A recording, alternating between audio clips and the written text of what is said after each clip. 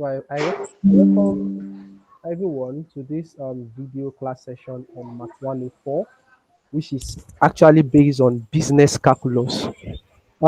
First and foremost, I would like to start with the list of subtopics that we need to consider under this course on its own. So now looking at this course as a whole, I noticed that we need to understand the basic concept of calculus. That's the first thing. We really need to understand the basic concept of calculus in that regards. So I don't know. Let me try to zoom this clearly. So we really need to understand the basic concept of calculus, and then under this calculus, we actually have a lot of things under it. Okay, whereby it is being divided into let me just say three major categories. Whereby the first category is the differentiation, the differentiation, whereby the second category is the integration, is the integration. I think the third part, you don't really need that. We actually used to deal with the application, but I would like to categorize the third one as the differential equation. We call it differential equation, but it's not for your level. Exactly, it's not for your level. So when you are dealing with calculus, just note that these are the major branches of calculus. Differential equation in that case, in that regards. Okay. So now guys, looking at these two things, this is what we need to consider for this course. And that is not all you need to understand under this course on its own, which is Math 104, as you can see. But I'll try my possible best to give a clear explanation on each of these two categories, which is differentiation and integration as well. And then that also reminds me, under this differentiation, we also have some applications that is related to economics or to business, okay, whereby you can decide to call it business calculus, whereby we'll be given a particular function, but that function is not just an ordinary function. We can decide to call it a revenue function in that case. So given that, if they give you that revenue function, let's say, let me give you an example. Let's say you have a revenue function r of x to be equals to, let's say it's in terms of x. Let's say you have it as 4x to the power of 3, then minus 6x, then plus 5. Let's say this is the revenue function given to us. If they now ask you to find the marginal revenue, what does it imply? Marginal revenue simply implies that you should differentiate. That's all. That's what I want you to take note in that regards. Okay? It simply means differentiate r of x. That's what it means. Anytime you hear the word marginal, I repeat, anytime you hear the word marginal, just differentiate. That's what it means. Just differentiate that revenue. So that means you need to differentiate this function here. So I don't know how strong you are in differentiation. You might not really understand the basics, but don't worry, I will try my possible best to explain how to differentiate this thing individually. Okay? If you want to differentiate this 4x raised to the power of 3 now, that means if you have something like, let's say you have an example of this nature, whereby you have 2 times, okay, my name is Noah, then Noah is being raised to the power of 5, and I want to differentiate this expression. Okay, if I want to differentiate, it simply implies that this coefficient of Noah, which is 2, multiplied by this power, this and this multiply each other, multiply them together. Okay, that's 2 times 5. So after multiplying the power and this coefficient together, then you need to repeat that same variable. The variable there is Noah, and then repeat this power itself, but remember to subtract 1. That is how it works. Whereby 2 times 5 will give us 10. Then you have Noah raised to the power of 5 minus 1. That's raised to the power of 4. So I don't want to use my name as an example in this regard. So what if you want to apply this explanation into this first term here? Okay, I want to differentiate 4x to the power of 3. What would that give us? This 3 will multiply this 4. This x represents Noah in that regards. Okay, so 3 times 4 is absolutely 12. And then you have the remaining expression as x raised to the power of 3. But I said you must subtract 1. That is the concept. Then that will give us 12x raised to the power of 2. Okay, that's 12x squared. You do the same thing for this one as well. This 6x. If I want to differentiate 6x, there's an invisible 1 on this x. My name is not just standing alone. Noah raised to the power of 1 is still Noah. Okay. Olayinka raised to the power of 1 is still Olayinka. Okay. So if you now have x raised to the power of 1, so it's still something as x. So if you have ordinary x, there's an invisible 1 here. So if I want to differentiate this term here, that will be automatically 1 times 6. That is 6. Then x raised to the power of 1. But remember to remove 1 from it. Okay. Then plus. Now I have 5, which is just a constant. Always remember, I always have it in mind that if you differentiate a constant number, like just ordinary number like 10 or 2 or any other set of real numbers, if you differentiate any constant, the result is 0.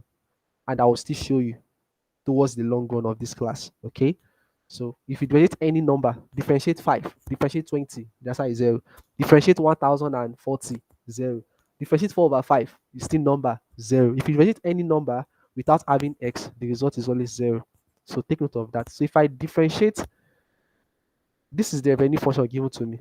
So if I differentiate it, the final answer is 12x squared, then minus 6. Okay, what's x is power of 1 minus 1? That's 1 minus 1 is 0. That's x is power of 0. Then plus this 0. And anything raised to the power of 0 is what? Is 1. This x is power of 0 is 1. Noah raised to the power of 0 is 1. Any value or any expression that is being raised to power 0, the result will always give us 1. So 1 times 6 will give us minus, will still give us 6 in that regards. So I'll be left with 12x squared there.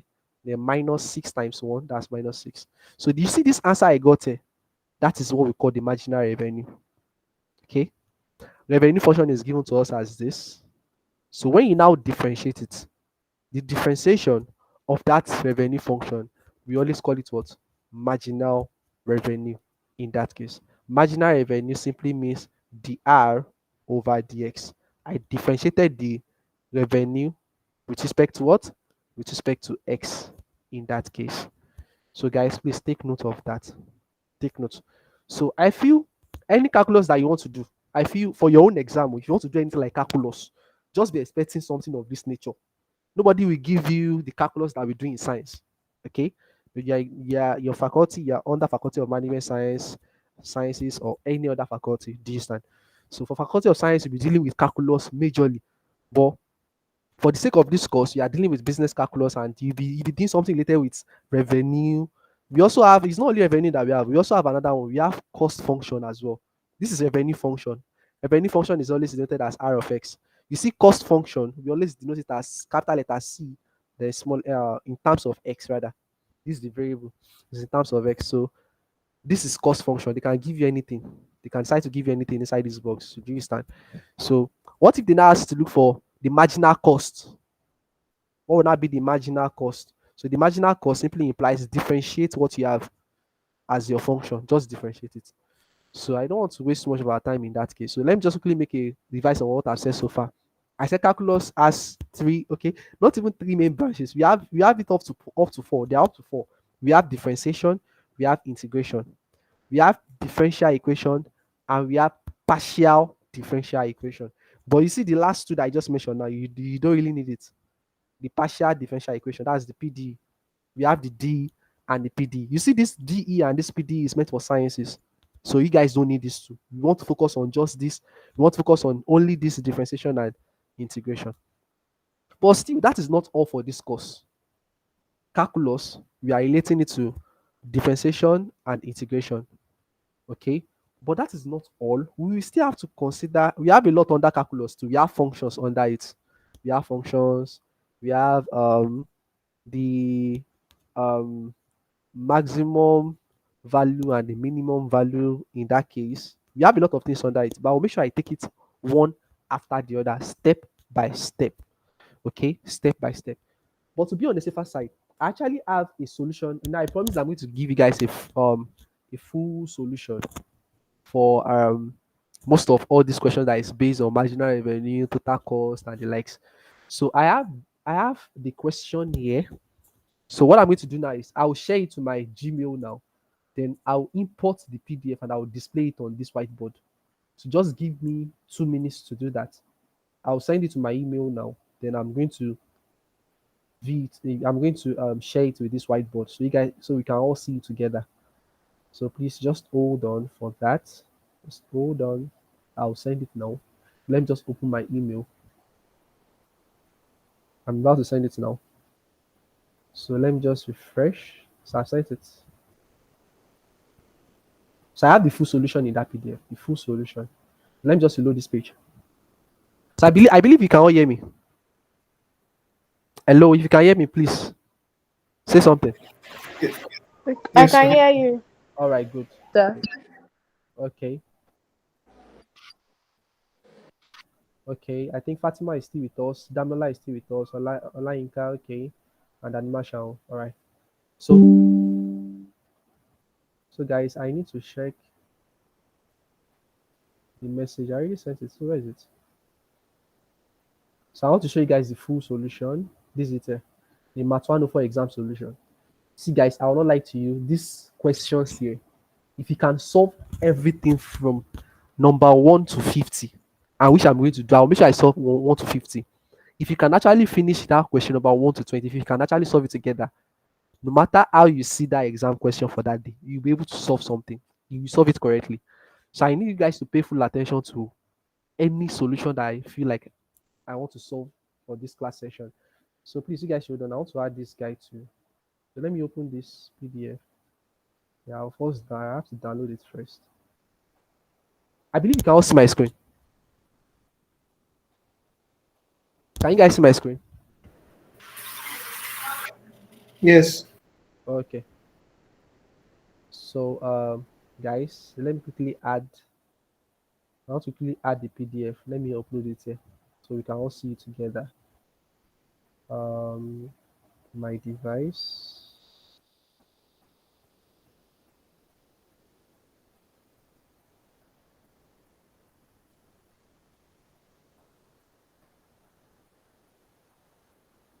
So well, it's loading, but it's very small. I don't know whether I can actually see it, but let me just widen it and I'll widen it enough now. Guys, can you all see this? Can you still see? Wait, let me widen it enough. Can you see all this question?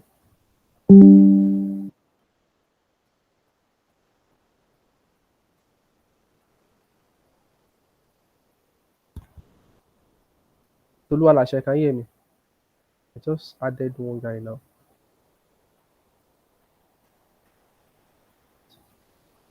Toluwalashe, can you hear me? Yes, sir. All right, so we just started not quite long, so just follow up, okay?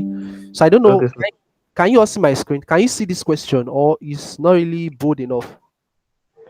Can you see this Mm, first question? Or I should zoom it a little bit. yeah, a little bit, a little bit. All right.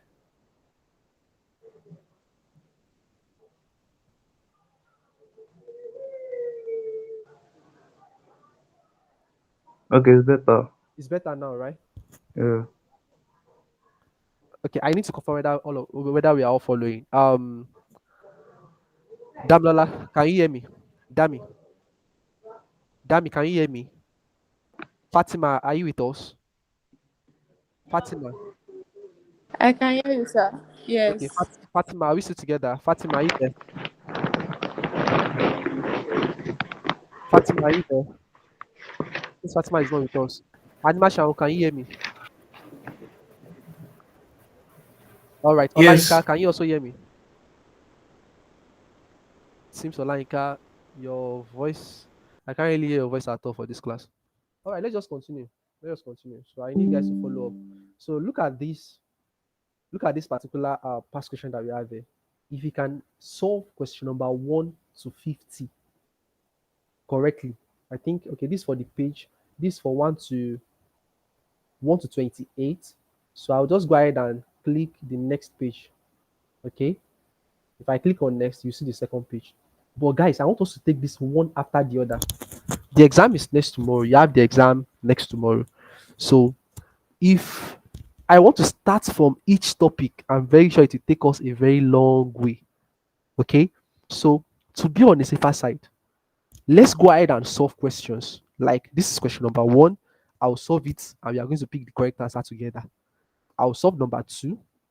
Don't worry, I'll try my possible best to break it down. I'll break it down clearly. So we still also we have to solve question number 2 as well and number 3.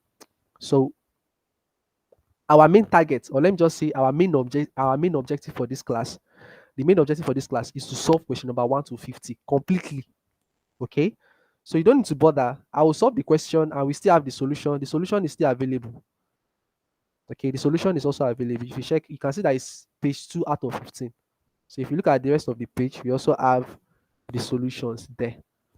So let's start with the first one, which is given a function f of x equals x cubed plus 3x squared plus x plus 7. Evaluate f of minus 1. So let's solve this together and see how it works. This one is very, very simple. This is just like bonus question. This is just a bonus question. So guys,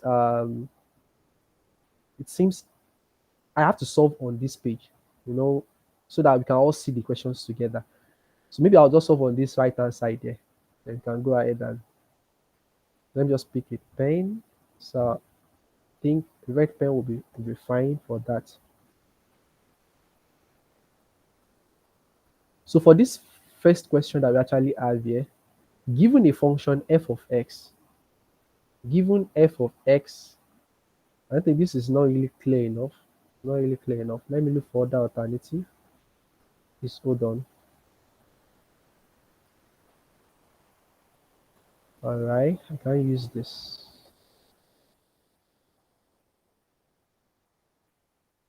Okay, let me look for that. Okay, I can solve here. So let's do it this way. I think I'll just solve on this left hand side. I think it's fine this way. Let's just go ahead. Guys, given a function f of x equals x cubed, then plus 3x squared, then plus x, then plus 7. Evaluate f of minus 1. This question is actually based on functions. Please take note. Function is also under calculus. Is that clear? So if you want to look for evaluate f of minus 1, f of minus 1 simply means you will just have to map this given function together with what you want to look for. I don't know f of minus 1, but I notice that f of x is given to me as this expression. Okay, that means wherever you see x, substitute it as minus 1. That's how it works.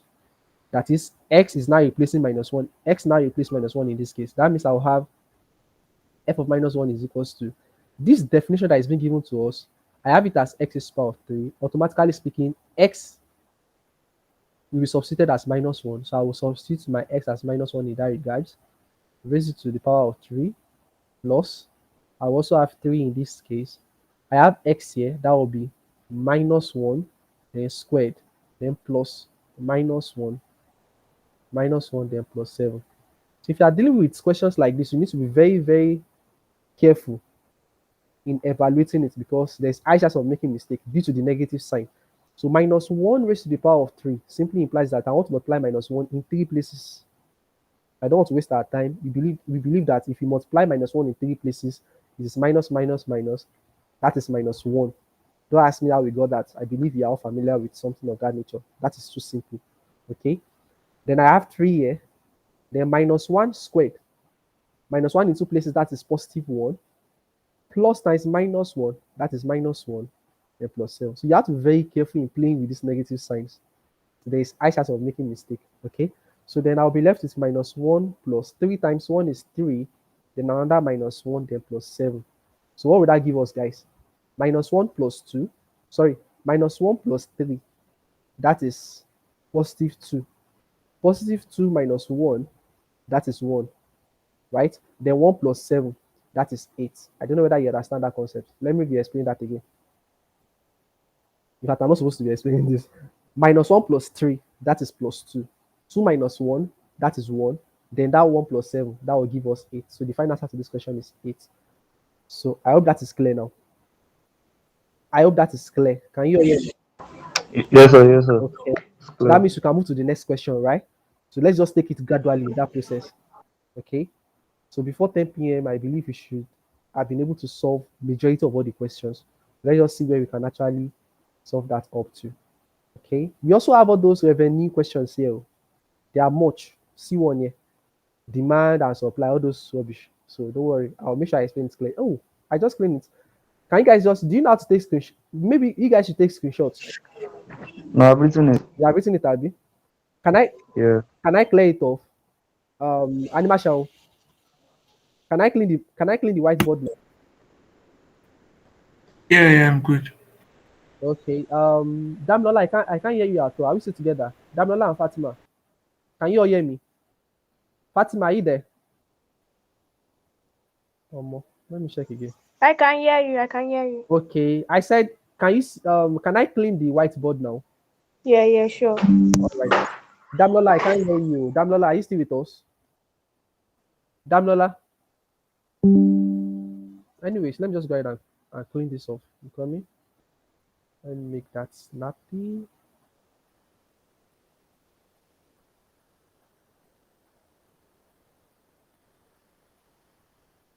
So guys, let's quickly move straight to the next one, which is question number 2. So looking at question number 2, what is it all about? It says, suppose that the supply function for a good is given by this expression here. Okay, we have a supply function that is represented as big S. So it's defined by two variables. The two variables here is Q and P. The quantity of the goods and then the price of that goods, right? Such that Q minus 3P is equals to minus 1. So when you come across this kind of question, you don't need to be scared, because you seeing the curly bracket sign, you feel like, what is this? I don't understand what they have written here. What is this straight line? No, you don't have to be scared. You can pronounce this as, okay, supply function S is equals to a quantity, the quantity of that goods and the price is given to us as this straight line. You can call it such that, okay, such that Q minus 3P is equals to minus 1. So I think this is what the supply equation, these are supply function. So these are supply equation in that regard. These are supply equation. This Q and P is just telling you the variables that you have, the quantity and then the price. But this is what you have to consider in that question. Q minus 3P is equals to minus 1. Okay, so this one is our what? Supply equation. Can you see that I'm trying to break it down one after the other? This is given to us as supply equation. I think that is fine. So I've sorted out this line here. Okay, now they say where Q is the quantity. I said that earlier. And P is the price. Okay, I've said that earlier. Now, the question now says, determine the supply function. Determine the supply function QS. In fact, they have given you an expo here, whereby for them to put QS, they have told you what to do. And if they did not put that QS, you find it very confusing to look for what to look for, what to actually solve for in that case. If you want to look for QS simply implies that in the supply equation given to you, make Q the subject of the formula. That is as simple as that. I repeat, in the supply equation given to us, make Q the subject of formula. So that is what we need to find. Okay, in our supply equation, what is our supply equation? See it here. This is our supply equation. I have my supply equation as Q minus 3P then equals to minus 1. So what I want to do now is, in our supply equation, I want to make Q the subject of the formula. So make this Q the subject of the formula. That means this minus 3P will move to the right-hand side of the equation. Then I will have it as Q equals to minus 1. This goes like this, plus 3P. And this is my final answer. I've made Q the subject of the formula. That's all. So this Q that you have here is equals to, just rearrange this, that is 3P minus 1. Abi now, this plus is for 3P, is invisible here. This minus 1, see it here. So you see this Q that I just got here, that is, we got this Q from the supply equation, that is QS. So the QS I'm looking for is this, my final answer, that is here. And where is it? That is option B, which is correct. But guys, you might not really understand the concept. You know, this question says determine the supply function QS. What if I now ask you to find PS? If I want you to find PS in that regard, that means go straight to the supply equation given to you and make P the subject of the formula. Simple as ABC. So that means what will this one give us now? Let me interpret this PS again. PS simply means go straight, select your supply equation and then make P the subject of the formula.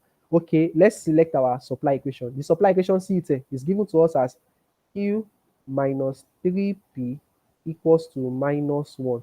Now go straight to the supply equation, make P the subject of the formula. This is our PIB. I want to make P the subject. That means I will take this to the other side, or probably let me take this minus 3P to the other side, and I want to bring this minus 1 to the left-hand side. So that means I already have Q here. If this minus 1 comes to the left-hand side, I have it as plus 1 equal to, if this minus 3P goes like this, I have it as plus 3P. So therefore, I will divide both sides by 3. 3 cancel 3. So I've successfully made P the subject of the formula in that regard. So P now is now equals to this Q plus 1 over 3. So guys, the PS that we're actually looking for is this our final answer here.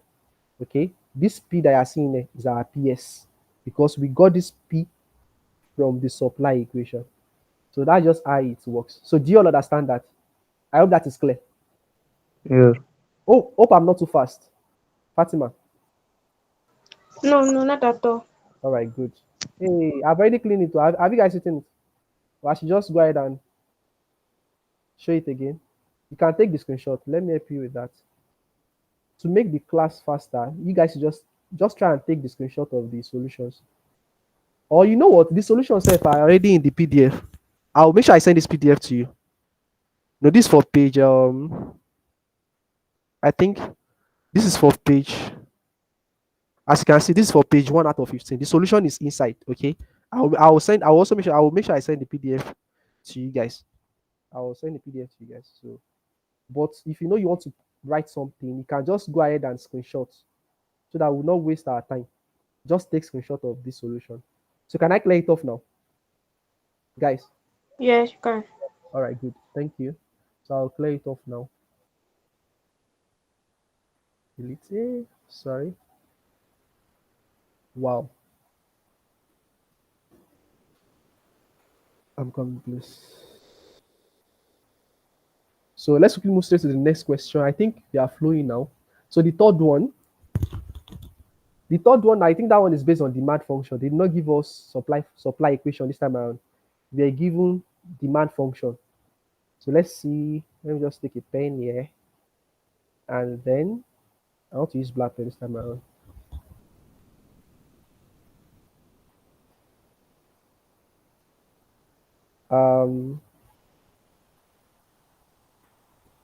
Okay, for question number 3.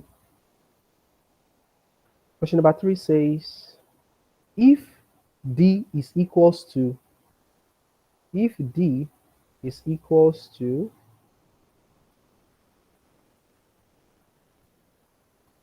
Q comma P, I believe you know what this one means. Where Q is the quantity and P is the price, such that the demand function is defined by what? What is this? This Q plus P equals to 2. Right? This Q plus P equals to 2 is defined by Q plus P is equals to 2. Then you close the bracket.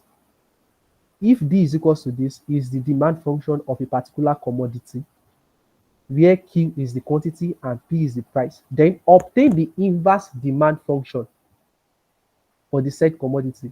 The inverse demand function is actually when you make, okay, how will I put it?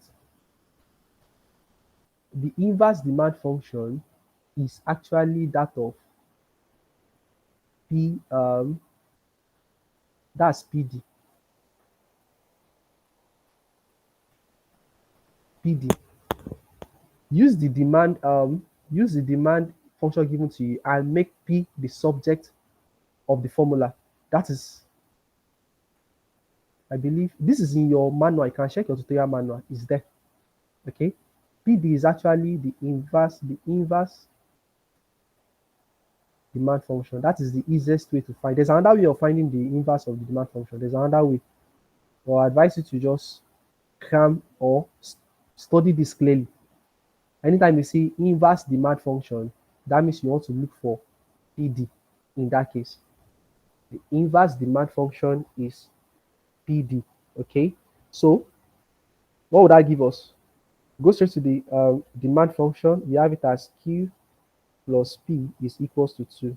Make P the subject of the formula. So if I make P the subject of the formula, I have it as 2. Then this one goes to the right hand side minus Q.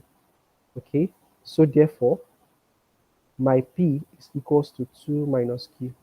So the inverse demand function is actually P. PD is equals to 2 minus Q. So let's check. That is option A. Option A is correct. You know, what is the inverse of demand?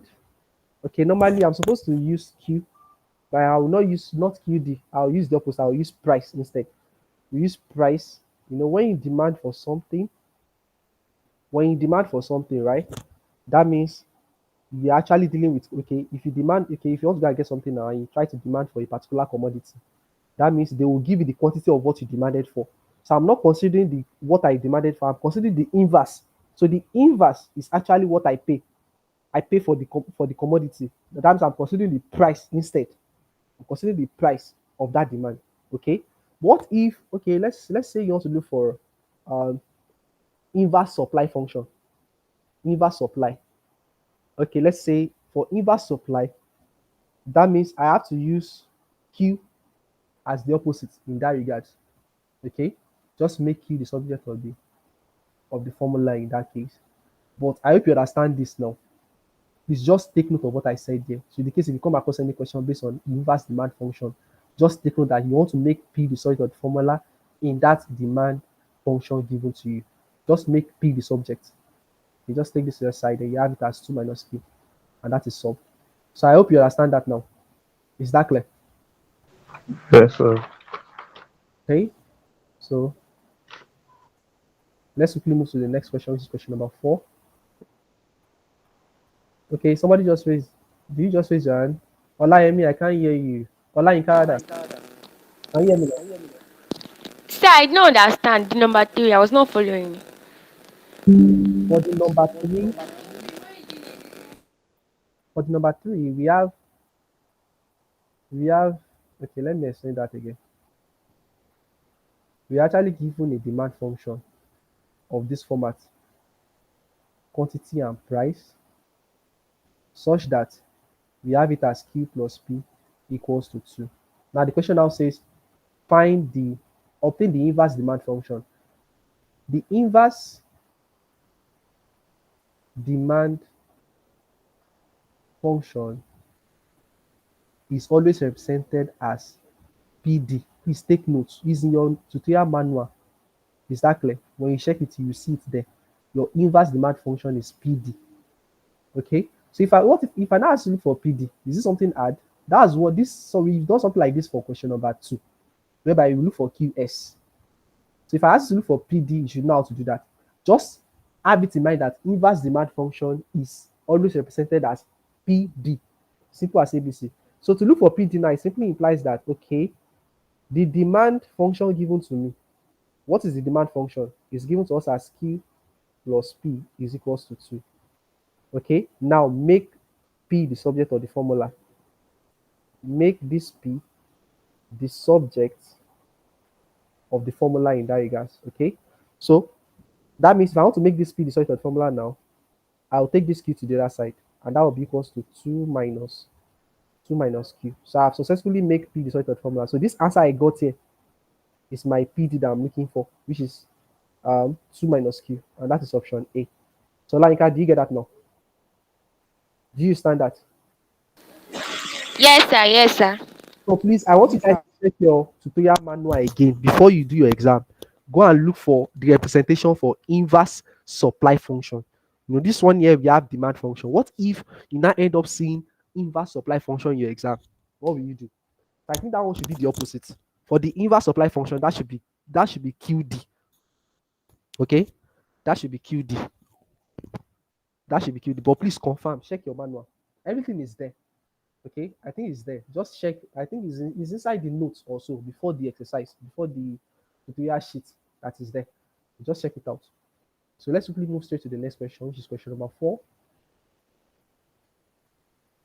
So guys, for question number 4, we have a long way to go. Suppose that the three functions f and g, the three functions f and g are given by, okay, this is a mistake. They want to write two functions. Suppose the two functions f and g is two functions, not three.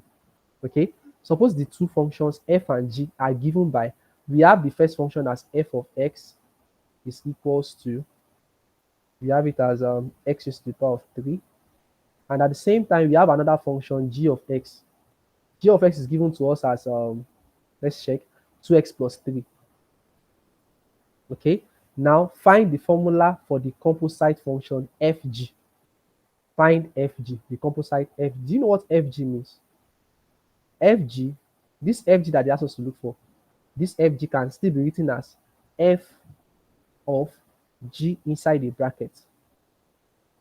Do you understand that logic? F of g inside the bracket. Do you know that we've done something similar to this? That was for question number 1. When we wanted to look for, sorry, I've cleared that. When we wanted to look for f of minus 1. So I want to look for f of g, right? I want to look for f of g. I don't know what f of g is. That's what I want to look for. But I know what f of x is given to us as x is to the power of 3. I know this one. Now, what if I now want to look for f of g? Automatically, that implies that when anywhere I see x, I have to insert g, right?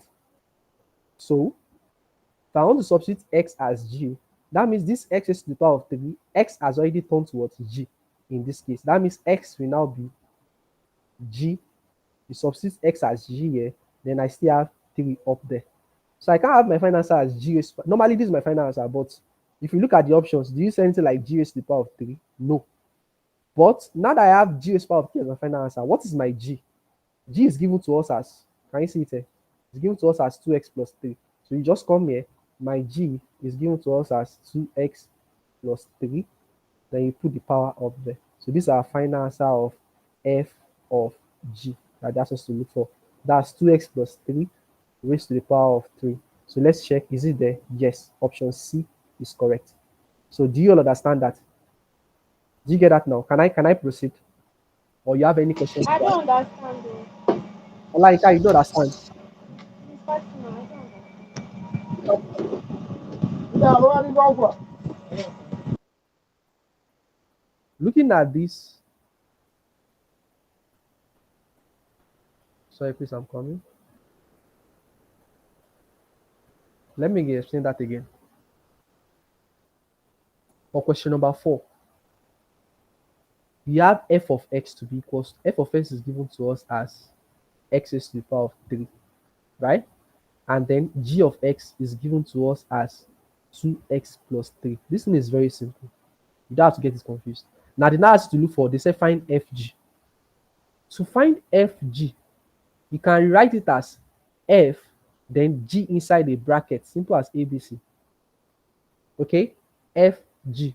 Remember that we've done something similar to this for question number 1, whereby I have f of x as x cubed plus 3x squared plus x plus 7. Then I want to look for f of minus 1. That means anywhere I see x, I'll just put minus 1. Put minus 1 here. Put minus 1 here. Anywhere you see x, this one will be 3, and this one will be squared. Then you put 3, and like that. So that means if I want to look for f of g here, okay, which is what I don't know, that's what I'm looking for. But I know f of x. F of x is given to us as, this f of x is given. Let me just use another pen for that so that you don't get confused again.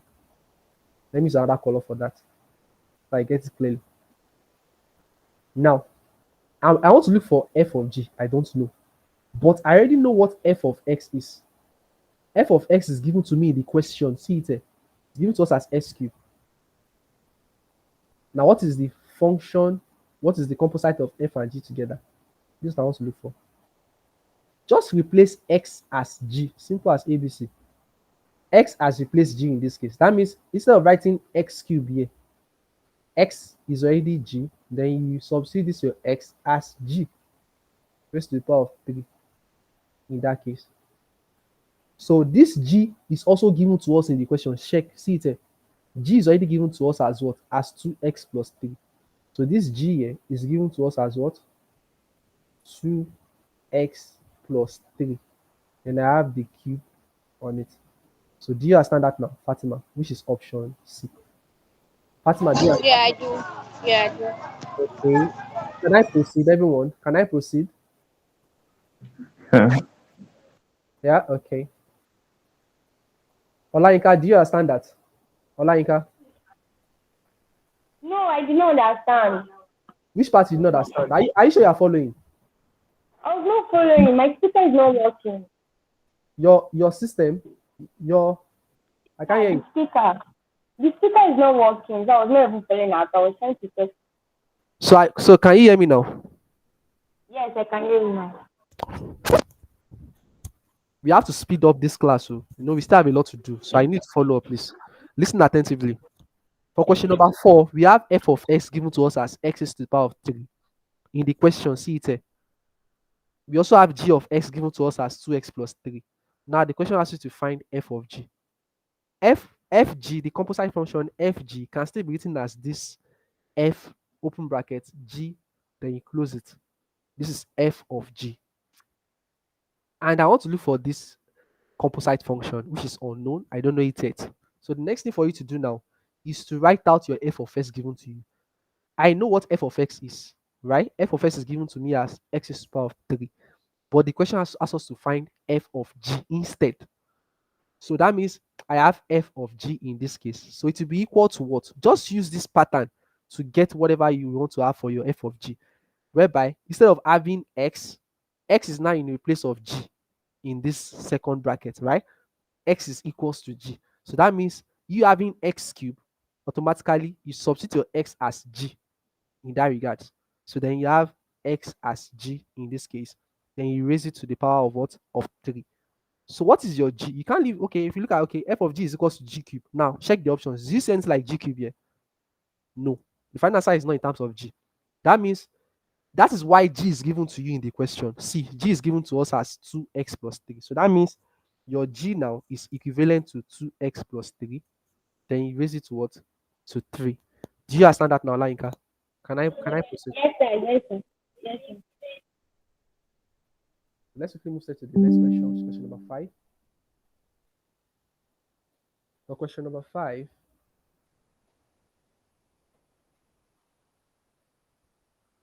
given that x squared minus 1 all over 1 plus x squared, then find dy dx.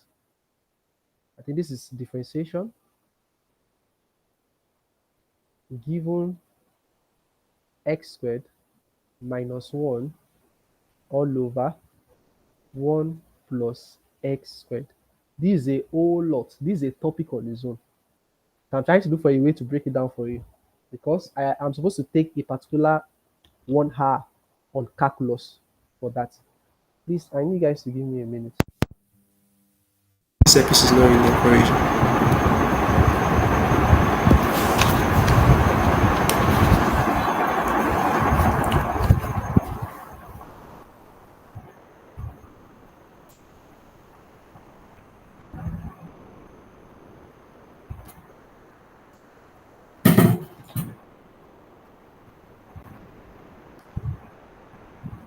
So, guys, I hope you can hear me. Hello, can you hear me? Yeah, yeah. Okay, good. So, we want to solve this particular question. Given that something is missing in this question, then find dy dx. Something is missing here. That is y equals to. It's meant to be in this form. Y is equals to x squared minus 1 over 1 plus x squared. Okay, then this is the question. Then find dy over dx. So anytime you want to find dy dx of a fraction, I repeat, anytime you want to find dy dx of a fraction, looking at this, y is equals to this. I notice that this is not a fraction. Anytime you notice that you want to find derivative of a fraction, just think straight to what we call quotient rule. Okay, it's under differentiation, quotient rule. And what does quotient rule says? We have a general formula. Quotient rule says that if you have y to be equals to a fraction of u over v, that is, you have u up, then you have v down. U serve as the numerator, where v serve as the denominator. Please listen attentively. This is a topic on its own, so I'm trying to bring it in. I've not really explained any topic for now, but I need to understand this quotient rule so that if you see another question on quotient rule, then you can easily refer to what I've explained here. Okay, so I repeat, anytime you come across a fraction, a function in terms of fraction, and they now ask you to differentiate that fraction, just think straight to quotient rule. But what if it's not fraction? What if it is multiplying each other? Like let's say you have x squared minus 1, then times another 1 plus x. If you have something like this, if it's multiplying each other, you are going to use product rule in that case. But we are not considering this question for now. Just forget about that. When we get there, I will also explain as well. So guys, looking at this, I said we are going to use quotient. What does quotient rule say? Quotient rule says if y is equals to u over v, a fraction, then what's our dy dx? Dy dx is equals to v u prime minus u v prime all over v squared. You must cram this formula.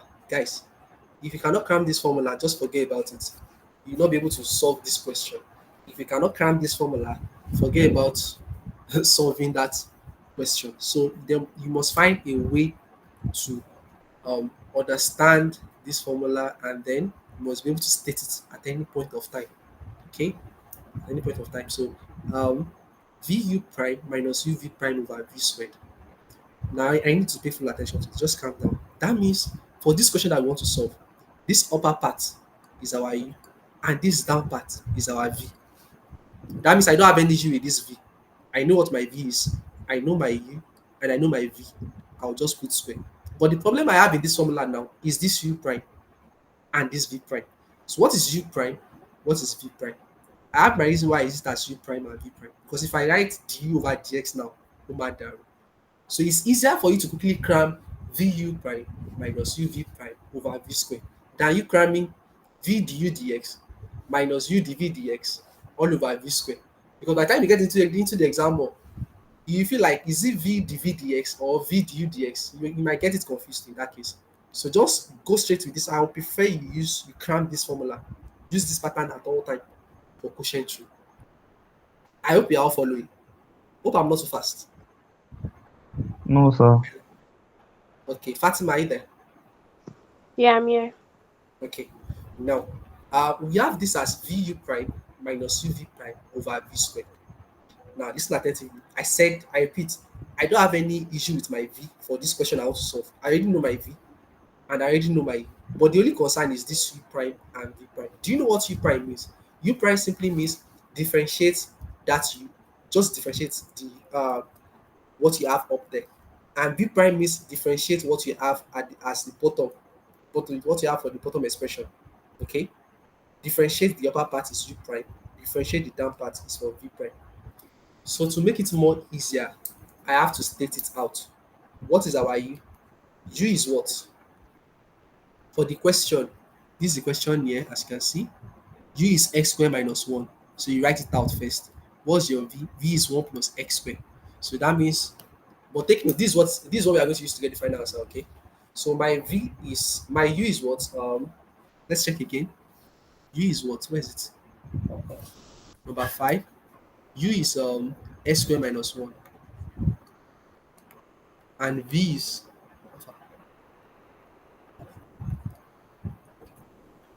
and v is 1 plus x squared. So my own concern is I want to do for u prime. So under this place, you just write u prime. And you have to be very fast about this thing. You know there is no time. So I don't know how you can. But the more you practice it, the more you get used to it. Okay? The more you practice, the more you get used to it. So what is u prime? Differentiate this x squared minus 1. So like I said, I don't know whether you guys are familiar with how to differentiate. I've explained that thing initially. That was what I explained for this class. Whereby I say if you have, let's say you have a constant a, then x raised to the power of n. Okay, like saying, let's say you have 2x to the power of 5, and I want you to differentiate this. It simply implies this power, this degree is going to multiply the coefficient, that is a times n first. And then you see this x, that variable that you have there, you also leave it the way it is, and this power also leave it the way it is, but you must subtract 1 from the power. So that means if you have something like 2x to the power of 5 and I want to differentiate it, that means I'll have it as 2. This 5 will multiply this 2. That's 2 times 5. Okay. Then you have x. X will stand the way it is. This 5 will also remain the way it is, but you must subtract 1. So if I want to differentiate x squared, what would that give us? There's an invisible 1 here. Do you agree with that? There's an invisible 1 here. So this 2 will multiply this 1. I have 2. Then followed by x. Then this 2, I'll subtract 1 from it. Okay. Then I have minus 1 here. Minus. Differentiate 1. I already said it from the beginning of this class that if you differentiate a constant, if you differentiate any number, the result is 0. Why is it 0? I will still explain. Okay, just hold on. So I hope you actually got my explanation there.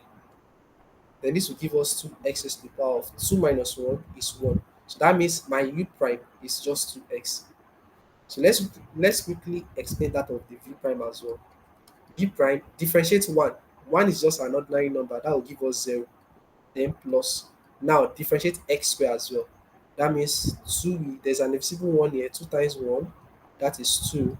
And I have x raised to the power of 2 minus 1, 1. Okay, let me write it out. So I have my v prime as just 2x as well. So u prime is 2x, v prime is also 2x. So do you understand how I got this now? Do you understand that? Or should we explain again before I proceed? I understand. Excuse me. Yes, Fatima, I can hear you. Go ahead. This u is equals to x raised to power of 2 minus 1. The u prime or whatever. Yes, u prime. Yes. How I'm confused that is it that we are going to like differentiate it? Okay, I That understand. part. Yeah, I understand. You. Differentiation is something that is really confusing. Don't worry. Okay. Sorry, please. Let me plug my system. Guys, okay. Let me come back again. We have u equals x squared minus 1.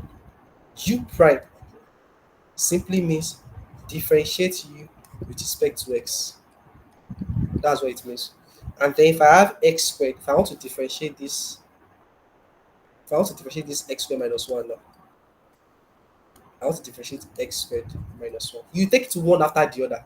Let's take this s squared first and differentiate. Take this s squared and differentiate it. I've explained the seat here. This is the concept. So if you just take this s squared and differentiate it, you have it as 2x. Do you have any issue with that? Very simple. I've differentiated it, right? Then the next thing is this minus 1. Differentiate minus 1. That's just a constant. If you differentiate a constant, that will give you what? Just 0. So my final answer is 2x in that case. Fatima, do you understand that now? Or are you still confused? Yeah, I understand it now. Just take it one after the other. Just one. Just take this one and differentiate it. X squared, you can do that in a separate place, and then you have it as 2x. Simple as ABC. Then this is minus. Differentiate a number, that will give you 0. And I will still show why it is 0, but not yet. Okay. So the result is 0 for this 2x. The final answer for this one is 2x minus 0, and that's 2x. So the same thing applies to this one too. Take it one after the other. Take this one, differentiate it. Number 1, 0. That one have stand. So the second one is differentiate this x square as well separately. That's plus. Differentiate this x square over 1, 2x. No, that will also give you 2x. When you add it together, you still have it as 2x. So I hope that is clear now. So the only thing we have to do now is to just go ahead and substitute. This is what we are looking for. Our final answer, which is dy dx. Dy over dx now is equals to, what is v? Our v is what? Is this 1 plus x squared times u prime. What's our u prime? U prime is 2x. Followed by minus. What's our u? U is x squared minus 1. Put it in a bracket. Right? This u, see it here. What's our v prime? V prime is still 2x. then all over, okay, v squared. Now what is my v? V is 1 plus x squared. I'll put it in a bracket, but I'll still have to square everything. So now let's go ahead and simplify this. So there are two ways of breaking this down. You can evaluate this in two ways. It's either you open up this bracket one after the other, okay, or you just say 2x is common. 2x is common here, 2x is also common. 2x is common to these two. So which one do you want us to follow? Should I use the common factor or I should expand it one after the other? Which one do you want? Just pick one, anyone. Do you want us to expand or you want me to use the common factor? Please say something so we can continue. Maybe you should use the common factor. That's nice. So 2x is common here. All right, good. 2x is common here, 2x is common here. So that means 2x is common to the two terms. So I'll open a big bracket. So you now see this 2x will now divide this one. If this cancel this, I'll be left with 1 plus x squared. Do you agree with that? Okay, this one we cancel this, so I'll be left with 1 plus s squared minus. So if this 2x cancel this 2x as well, I'll be left with just s squared minus 1. Then all over 1 plus x squared, then all squared. Then I'll be left with 2x here. If I open up this bracket now, I'll have it as 1 plus x squared. What is minus times s squared? That's minus x squared. What is minus times minus 1? That is plus 1. So what I notice now is that this plus x squared and this minus x squared will cancel. But before I cancel that, I still have a fraction there, which is this expression. Then plus x squared minus s squared will cancel. I'll be left with 1 plus 1. So what is 1 plus 1? That is 2. Then that 2 times this 2x, automatically that will give us 4x. Sorry that I skip a step there. I repeat, 1 plus 1 is 2. Then 2 times the 2x you have outside will give us 4x over 1 plus x squared, then all squared. This is our final answer. So let's check the option whether we are correct or not. 4x over, yes, this is option B. 4x over, this is what we got. We did not get this. Our answer is not 6x and it's not 8x and it's not this. This is our final answer.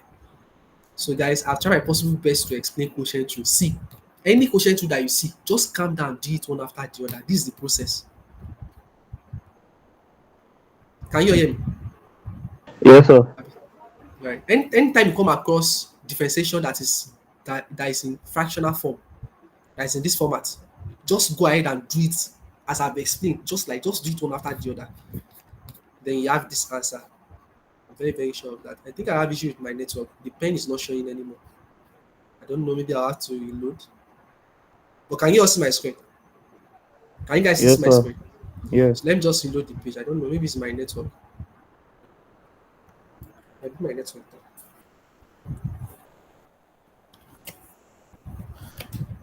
Someone is raising their hand. Okay, who is that? No, I can't. I'm actually sharing my screen, so I may not really notice if you are raising up your hand. So you can talk now. Olaika, are you not raising your It's hand? Damilala that. No, it's Damilala. Damlola, okay, go ahead, please. Damlola, you can unmute. Go ahead and you have a question. Damlola, can you hear me? Hello, Dami. You are muted. I hope you can hear me.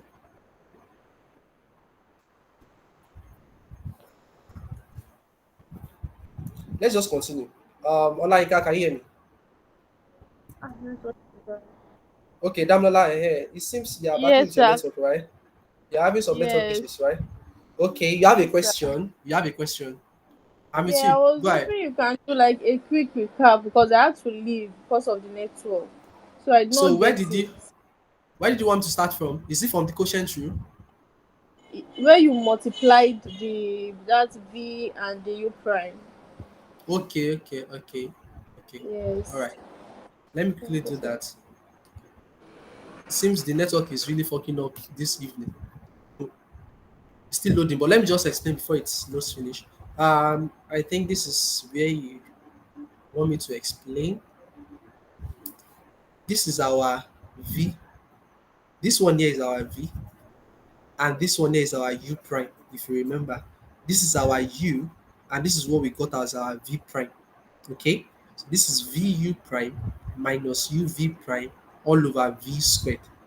Okay, so then I said, is either you do it in two different ways. Is either you open up this bracket, you can actually use this 2x to multiply this one, 2x times 2x square. That's going to take a lot of time. I don't know, I think that's faster also.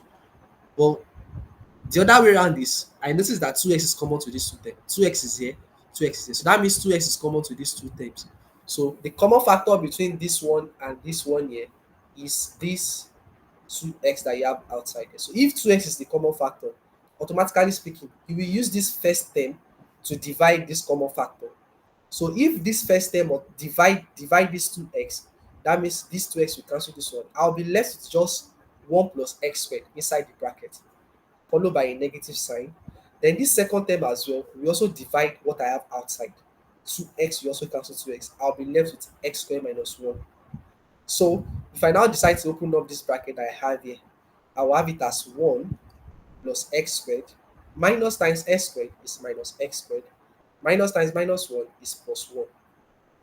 Okay, then all over this denominator expression I have here. So then I notice that x squared minus x squared will cancel, plus x squared minus s squared, that's 0. So I'll be left with just 1 plus 1. And 1 plus 1 is 2. So 2 times 2x, that will give us this 4x all over 1 plus x squared all raised to the power of 2. Okay, Damilola, did you understand that now? Dam, Yes, sir. all right, good. So we are still on question number 5. So I Wow. understand. All right, good. So we are still on question number 5. Though we don't need to rush this, okay? We don't need to rush this. Let's just take it step by step. So I feel that if you come across, see, I don't want you to just focus more on this question that this is what you will see for that day. I want you to understand how it works, how to solve questions. Okay, now I've explained question true. That means if you end up seeing any question on question true in the example, you can actually just try your best and break it down. You usually see your answer in the option. The only issue that I know that you can actually have it is just the timing, just the time, because I know question two will usually take your time. There is no any other shortcut. You start to follow this procedure. But I noticed one thing: any function that they give you in terms of fraction is not something that will really take your time. You can easily differentiate them easily without wasting time. Just like this x squared differentiate, we have it as, they will not give you a complex, they will not give you guys complex question. Something that you can easily break down. That's what they will give you. So, but please take note of this method. So that means under differentiation, you now understood how to solve questions on quotient true. That aside. So that means if I see any other question, maybe when we get to question number 30 or 31, maybe we now see another questions based on quotient true. So that means if I want to explain anything like that, that means you still understood, you can easily flow with it since I've already explained it here. Okay. So now let's quickly move straight to the next question, which is question number 6. So for this question number 6, obtain the equation. Let me clear this off. Let me clear it off first.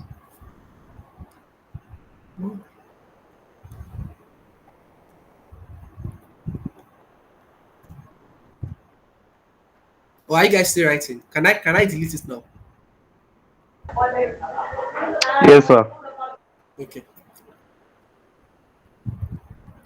So guys, for question number 6, we have,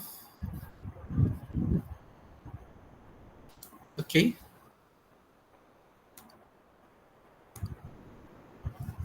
This is question number 6 here.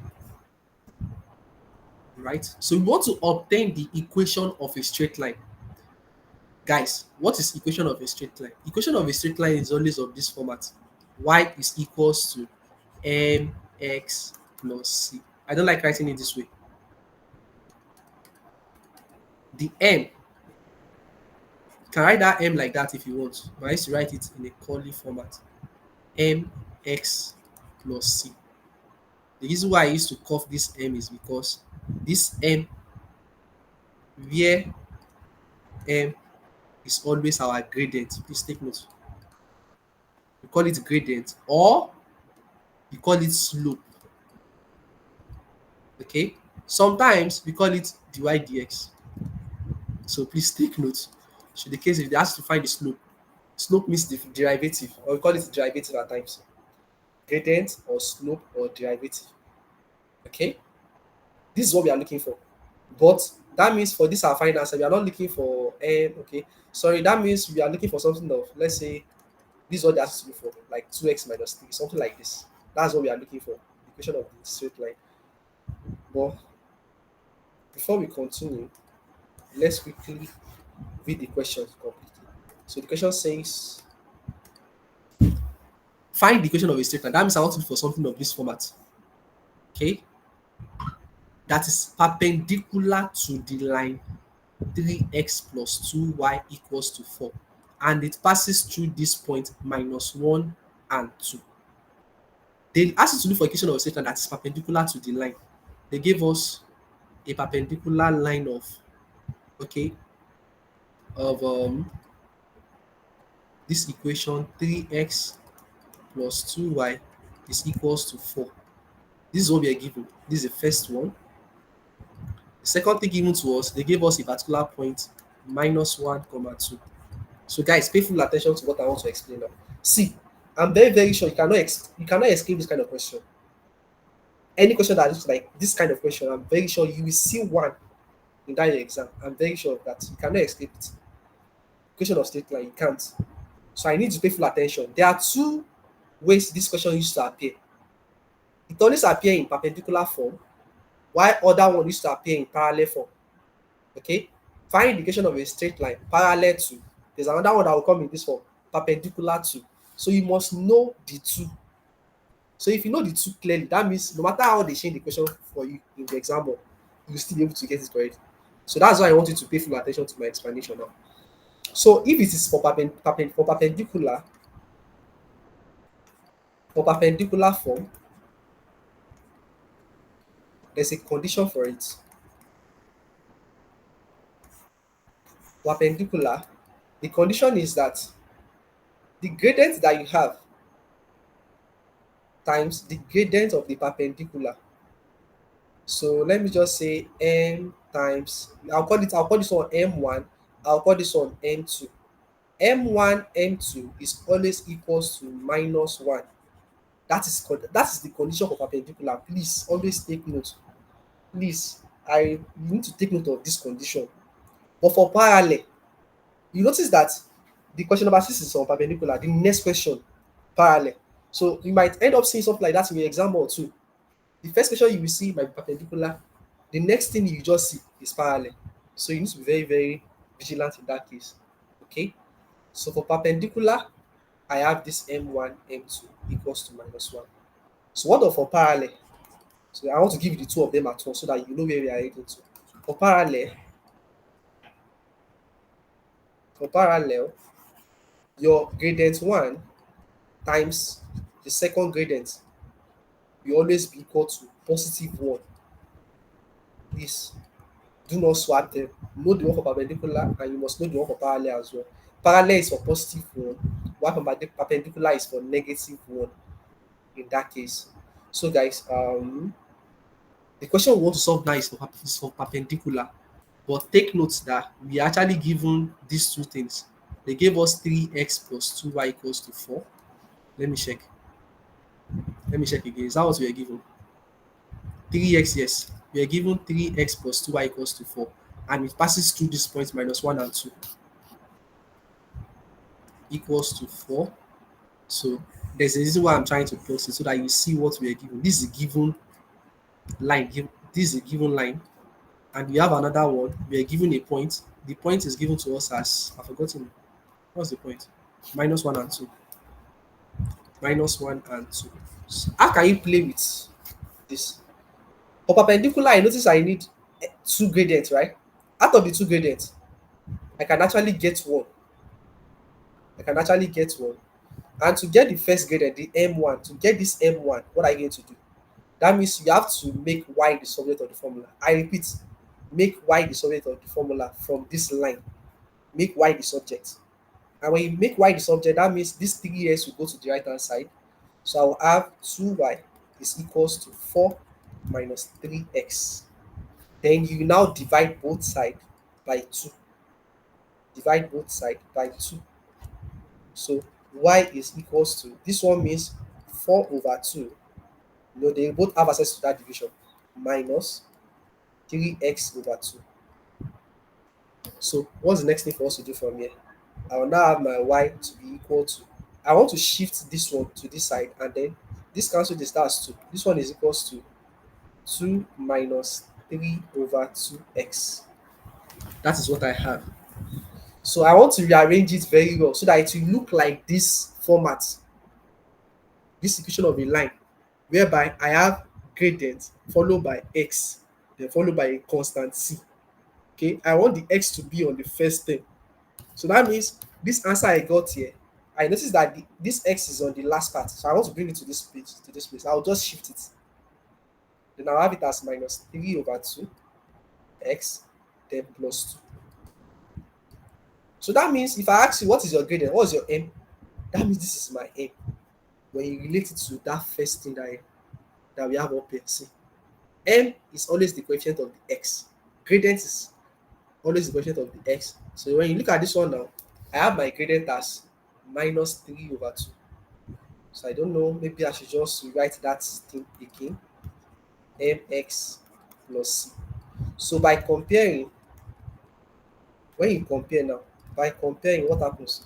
My gradient now is equals to minus 3 over 2. That's my gradient.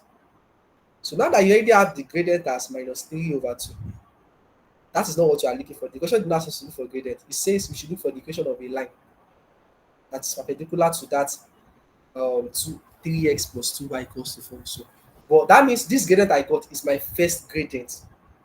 Guys, take note. It's my first gradient. I know. Normally, it was just m that I got as this minus 3 over 2. So, for me to use that condition for perpendicular, it says use gradient 1 times gradient 2 and equate it to what? Negative 1. So this is what you must follow. So what is my gradient 1? My gradient 1 is minus 3 over 2. This is my gradient now. So I will just call it the first gradient I got. I have it as minus 3 over 2. Then that means I will just need to look for the second gradient. So I'll just look for m2. To look for m2 now, you know what to do. How can we get I'll just cross multiply. Jump and cross multiply. Minus 3m2 times 1. That will give us minus 3m2. What is 2 times minus 1? That is minus 2. And I want to look for m2. That means I will divide both sides by minus 3. Minus cancel minus. 3 cancel 3. So my m2 now is equals to minus cancel minus. I have the final answer is 2. Not the final answer. My gradient is now 2 over 3. Now you see this gradient that I got here. This is the gradient for perpendicular. Please take note. This is the gradient for perpendicular because I use the condition for what? Perpendicular line of equation to derive that m2. So this is 2 over 3. So automatically speaking, what you need to do now is to use the point given to us. The point given to us is what? What is the point given to us? Minus 1 and 2. Minus 1, comma 2. Okay, how will you get this answer now? Very easy. To use this one now, there is a particular formula under equation of a line which says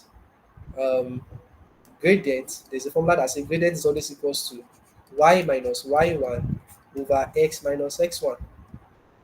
Don't know whether you are familiar with that, but please take note. This is the formula. This is another formula for gradient. When we are still in secondary school, I think we used to do physics. We say gradient is equals to change in y over change in x, or slope is equals to change in y. I don't know whether you have done something like that in economics. Slope is change in y over change in x.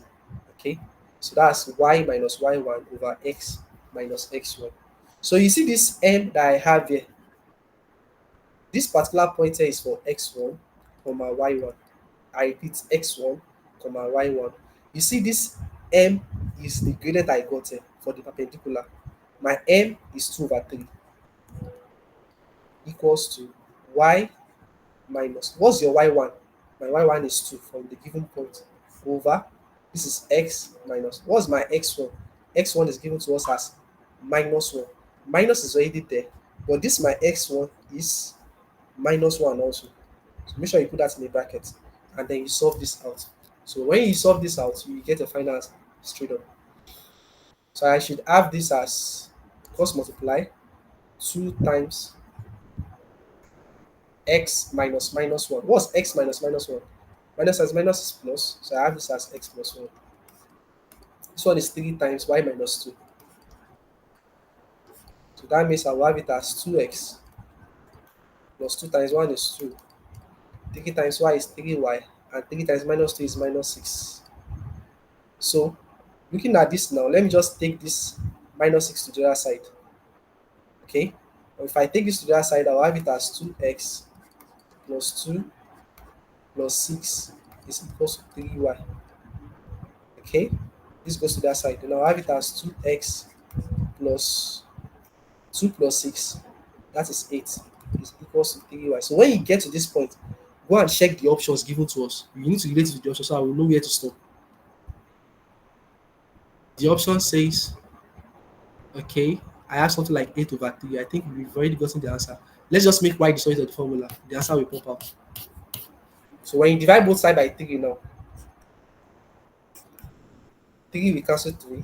So my y will now be equals to 2 over 3x, then plus 8 over 3. Or you say it is 8 over 3 plus 2 over 3. So this is our final answer. Please, what I want you to take note is that condition. You must use this gradient. That's where people used to make mistake. Do you know that if I not use this gradient, I will still see my answer in that option? If I not use this condition, if I just go ahead and use this minus 3 over 2 inside this place, I don't use that minus 3 over 2 here, I will still see the answer. The answer will show in that option. So please always use the condition for that perpendicular. If it's parallel, you do the same thing. M1 dot N2 will be equals to 1 for parallel. That's all. For perpendicular, use minus 1. So let's check. I think the answer we got is it this one? Yes. 2 over 3x plus 8 over 3. That is D. I think somebody is raising up his hand. Let me check. Who is that? Olaika, I can hear you. Go ahead. Olaika, go ahead. The network is bad again. The network is bad. Where did you stop? Olaika, can you hear me? From the beginning, I was not even clear. Olaika, you know what? I will make sure I send the video to you. Yes. This network issue is going to slow us down. So you know, since I'm trying to, I'm already recording the class session. I'm doing the recording already. Okay. So I'll make sure I send the video to you after this lesson. So just make sure you watch through the video. That will be the best thing. Okay, so that will not slow down the class. Okay. So Fatima, are we still together? Fatima. Yes, yes. Okay. Ola, you can also inform Damlola. It seems Damlola also have network issue. Just tell her that I will send the video to her as well. So you can actually watch it later on. Is that clear? You just look for the particular parts you need to check in the video. That's all. So this is the final answer to that question. You have it as 2 over 3x plus 8 over 3. And when you check the option, that is option D, which is correct. So I hope that is clear. Do you understand, or do you still have any questions to ask? Or maybe maybe if you try the second question, then you should understand it clearly. The one for parallel. Maybe when we try to solve this question, then you can actually understand that clearly. So do you have any questions so far based on what I've explained? Any question? Can I proceed?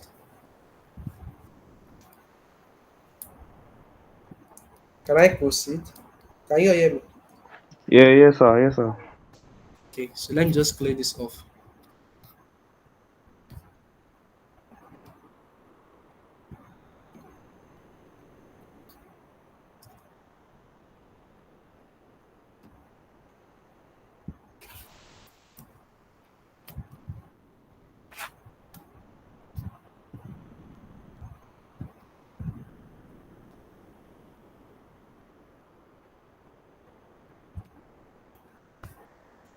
So guys, we have question number 7 here. which is for parallel. So how does it work? So for the question number 7, it says find the equation of a straight line parallel to x plus y is equals to 2, which passes through the point of intersection. So they did not give us that point. They now say, okay, it passes through a particular point of intersection. 2x minus 3y is equals to 1.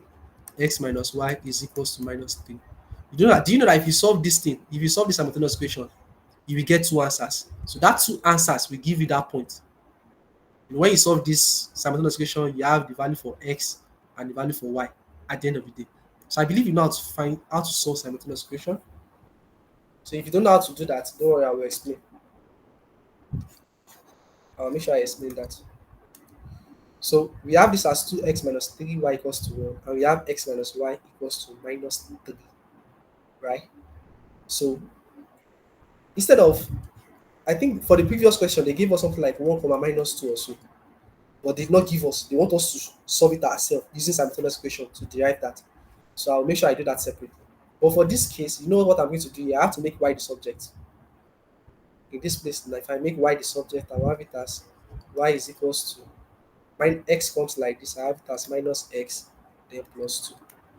So what I notice now is that my gradient, if I relate it with mx plus c, so what's my gradient? Gradient is minus 1. So my m here is minus 1. This take note. When you compare, by comparing, you have your m as minus 1. Okay. So for parallel line, remember the condition for parallel line. It says your m1 dot m2 must always be equals to just 1. So that means the first gradient I got here is minus 1. First gradient is minus 1. And I want to look for m2. That means you just divide both sides by minus 1. And then my m2 now is equals to 1 divided by minus 1. That's minus 1. So then I've gotten this answer here for D. This is the gradient for the parallel line. Now, let's now use the point. So after getting this, the only thing you just need to do is to go ahead and solve for this point and then use the formula for gradient is equals to y minus y1 all over x minus x1. So that's all. Stage 1, make y the solid of the formula. Stage 2, compare and get the value of your first gradient. Stage 3, use the condition for parallel line and then get the other gradient for the parallel line. Okay. Stage 4, use the point and then substitute into the formula for gradient, which is equals to y minus y1 all over x minus x1. So that's just the step. Step 1, I repeat, step 1, make y the solid of the formula. See it here. Stage 2, compare the results and then get the first gradient from what you compare. Stage 3, use the condition of parallel line to get the other gradient. And stage 4, the given point, make sure you substitute into the formula for gradient, which is y minus y1 over x minus x1. So I notice that I don't have any point. I have to solve this simultaneous equation now to get the value for my x1 and y1 respectively. And for me to solve the simultaneous equation now, I have to do it elsewhere. So let me just do it somewhere here now. I have 2x minus 3y equals to 1, and I have x minus y is equals to minus 3. Let's solve for x. I want to use the elimination method. Multiply this first equation by the coefficient of x here, which is 1. And multiply the second equation by the coefficient of x here, which is 2. If I do that, that will be 2x times 1, that's 2x, minus 3y times 1, minus 3y, equals to 1 times 1 is 1. X times 2 is 2x, minus y times 2 is still minus 2y, equals to minus 3 times 2, minus 6. So what I'm going to do now is to go ahead and do equation 1 minus equation 2. So you notice that I put a minus in between. Okay. Now 2x minus 2x, that is 0. Okay. Now I have minus 3y minus 2y. Take note. Minus 3y minus 2y. That's minus 3y plus 2y. So what is minus 3y plus 2y? That is negative y, if I'm not mistaken. Okay, then I have this as 1 minus minus 6. What is 1 minus minus 6? That is 1 plus 6, and that is 7. So trivially, if you divide both side by minus 1, your y will be equals to minus 7. Since I've gotten one answer, that is my first y1. That's y1 is 7 in that regard. Okay, my y1 is 7. So how will you get your x? Can I use any of the equation? I can use x minus y equals to minus 3. So if I use the second equation here, let's say I want to use this second equation, x minus y is equals to minus 3. My y is already minus 7. That means I'll have this as x minus, my y is minus 7 equals to minus 3. So then I'll have it as x plus 7 equals to minus 3. So if this plus 7 goes to the other side, I'll have it as x is equals to minus 3 minus 7. Yes. So my x is equals to minus 11. So therefore, the y I'm looking for is minus 7, and the x I'm actually looking for is minus 11. So since my x is equals to minus 11 and my y is equals to minus 7, this is my x1, this is my y1.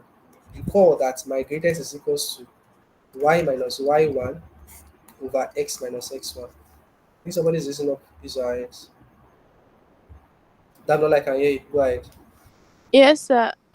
The X one, it ought to be -10, not -11. Oh, sorry, let me It's check. -3 -1.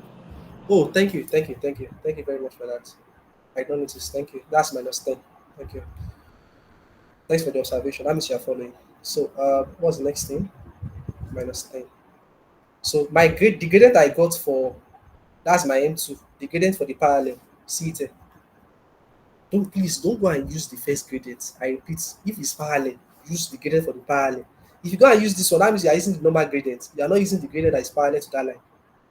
If you go and use -1, you are in trouble. No, this one was just coincidence that they look alike. It's because you have one. Suppose this one is 2 now. Suppose this one is -2, and you go ahead and you put -2 here. You will notice that this one will give us -1 over 2. So it will not be the same. This one, it was just coincidence that -1 and -1 are the same. So just because when you divide any number by 1, you still have it as that same number. So that's why it's not really affecting this. So the gradient you are supposed to use at this final step. What's going on? Oh, this one don't hang. Can you hear me? Can you guys hear me?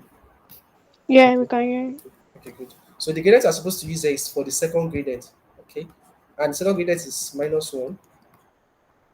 Y1 is -7.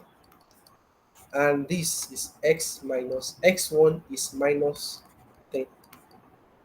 So then I'll go ahead and simplify this. Just hold on. Let me clear this off.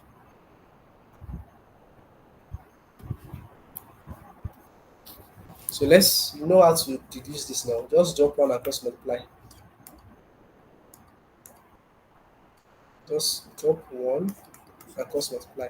-1, we multiply this x plus 10. This x minus is plus x plus 10. And this one is y minus minus, that's plus 7. Y plus 7 times 1. So I have this. So if I open up this bracket, I will have minus x minus 10 is equals to y plus 7. But I want to make y the subject of the formula. But before you make y the subject of the formula, check the condition of the options and confirm. Let's see. Yes, make y the subject. This is it. Make y the subject. So what are we going to have, guys? That means I will take this 7 to the other side, and that will become -7. I take this 7 to the other side. Okay, I will have it as -7. So therefore, my y is equals to minus x minus 10 minus 7 minus 17. So I notice that negative is common. If negative is common, minus x divided by this minus, that is plus x. Minus 17 divided by -1. There's an invisible one here. Minus 17 divided by minus. Cancel, cancel. So I'll be left with plus 17. So guys, this is my correct answer. Can you see that I'm actually taking my time step by step to explain this thing to you clearly. I don't want to skip any step. That's why I'm using this longer explanation for you. So please just take note. Try to practice more on it. If you need more questions, let me know. I have other questions. I have other past questions that you can actually treat with. I can actually use for practice. I have many questions on Math 104 that you can. Maybe you want to look for other questions that is related to parallel line and perpendicular line. If you need more questions, let me know. In fact, you don't have any issue. You have your tutorial manual with you. I think it's this equation of shift line should be on. It should be for chapter 3 or so. Go and check. Is it chapter 3? I'm not really sure. You see a lot of questions there that is related to this parallel, perpendicular, parallel. So just take those questions and use it for practice. Then you get used to it clearly. So that's how it works. So I think if you look at the options now, option A is correct. Option A is correct. That's for question number 7. So I think that is clear now. So we also have the next question. Do you have any question before I proceed? Any question? Can I continue? Olainka, go ahead, please. Now, we should open the minus. If we use the minus to open the bracket, it's going to give us 17 minus 8. Let me check. If you open it up, minus times x is minus x. Minus times plus 17 will also give you minus 17. So there is nothing wrong with this. It's correct. Okay. All right, it's correct.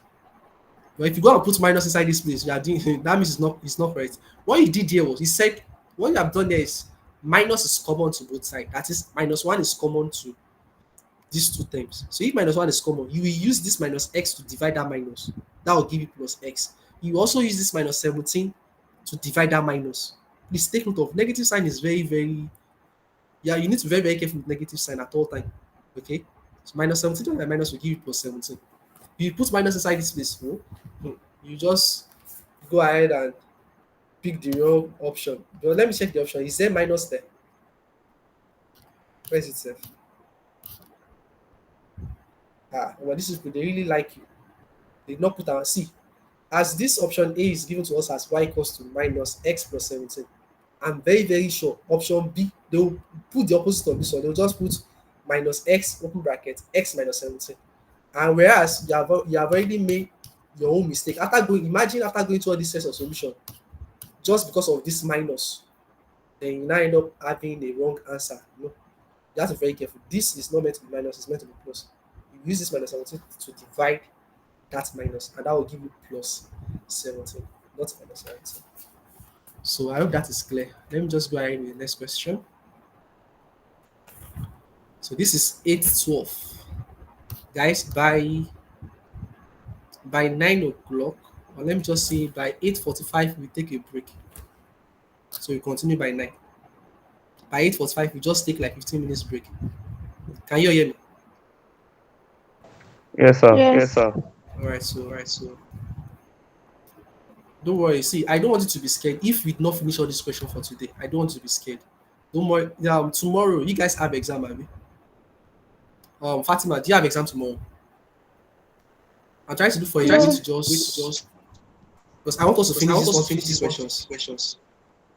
Okay. I don't have exams tomorrow, but I want to read for GNS. GNS. Okay, don't worry. This is what I'm going to do. And anyway, I stop for today. I'll make sure I make a pre-recorded video. Okay. I will explain all the solution, and I'll send it to you guys. So it's not less for you to use tomorrow night before that exam to practice that questions. So are we okay with that? Yeah, yes, sir. Yes, sir. Yeah, it's okay. Okay. So, but before the end of tonight's class, I want us to finish like at least let's do it up to 20 or even do up to 30 or so. Maybe if you can finish these 2 pages. Okay, let's say before 8:45. So I'll try to speed it up, sha. Well, I don't want to rush you guys. That's why I'm doing it one after the other. Before 8:45, let's just hope we can actually do it up to question number 30. So let's just say in the next 1 hour, from 9 o'clock to 10 p.m. Let's say we should be able to finish it up to 28. So is that clear? So by tomorrow, I'll try to make a pre-recorded video for the other question, which is from question number 29 to 50. Well, I'll try my possible best. And the funniest thing is, do you know that I also have some videos on my YouTube channel that explains calculus on its own. Like if you want to know differentiation clearly, I have video for that. So I'll also So what's drop the the link. name? Don't Yeah, worry, drop the link. I'll surely drop the link. But let's quickly finish this up. Let's quickly finish this. So guys, I need to speed up this solution now. We have question number 8 here, which says I'm coming please. Let me take a pen.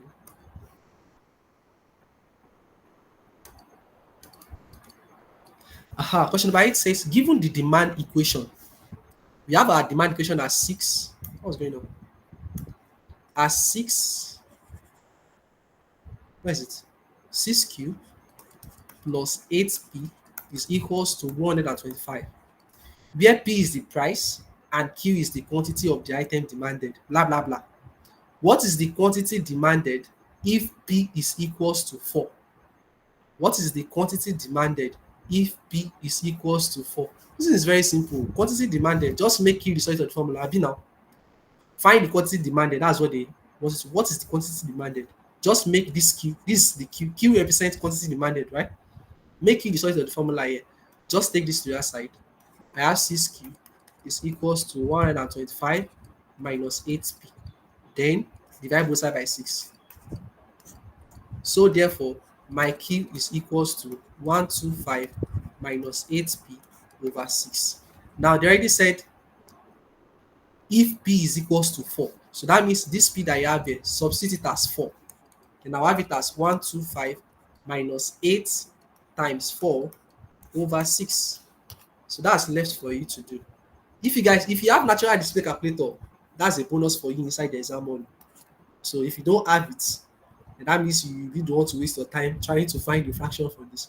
So I'm very sure if you have natural display calculator, that Casio FX991 ES Plus, I think that's the name of the calculator. You can actually press this directly. Just press on the calculator, there is a button that has this symbol, box over box. So when you click on that button, so for this upper part, you just type all these numbers. For the down part, type 6. So when you press equal to sign, I'm very sure it will give you this 93 over 6 directly. To give you this one directly. So, but let me try to solve that. 8 times 4 is 32 over 6. And 125 minus 32, that will give us what? That's 93, if I'm not mistaken. So I think that's fine. So I have it as 93 over 6. So I hope that is simple now. Do you all understand that? So don't let us waste time. The next question. Do you all understand? Yes, sir. Yes. Okay. Fatima, do you get that? Olainka? Yeah, I get it. Okay, good. Olainka, are you there? Yes, sir. All Yes, of sir. that, Dami, if I'm not mistaken. Is it Dami? Danola, do you understand also? Yes, sir. All right, good. So that means we can continue. Toluwalashe, are you Sir. there? Yeah, Okay, I'm there. okay, I'm okay. there. All right, good. So now let's quickly move straight to the next question. Question number 9. Oh, guys, do you know what? Okay.